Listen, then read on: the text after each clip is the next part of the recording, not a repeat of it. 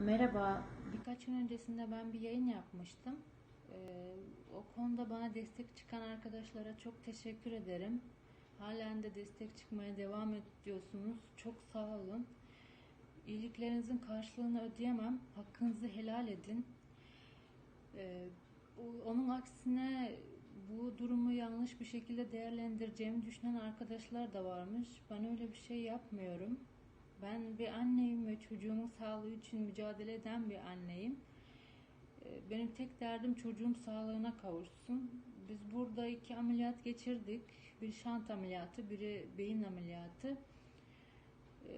Artık ameliyat gerektireceğini düşünmüyordum. Kemoterapi tedavi olmamız gerekiyordu. Ve o çok büyük bir rakam çıktığı için o yaptıramamıştım. Ondan sonra birkaç gün öncesinde biz kontrole gittik. Çünkü kızım bir gözünü kaybetti maalesef bu durumdan dolayı. Ötekisi de %30 görüyor. E, Kontrole gittiğimizde tekrar o tümörün büyüdüğünü ve acilen tekrar ameliyat alınması gerektiğini söyledi doktor. Çaresizliğimden sizlerden bir ricada bulundum.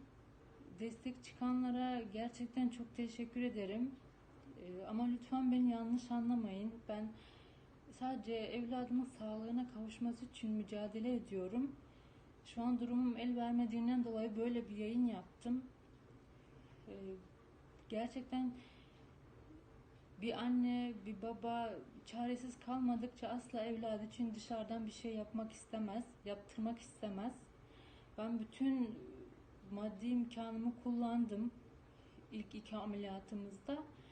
Şu an sadece çaresiz olduğum için sizlerden bir yardım istedim.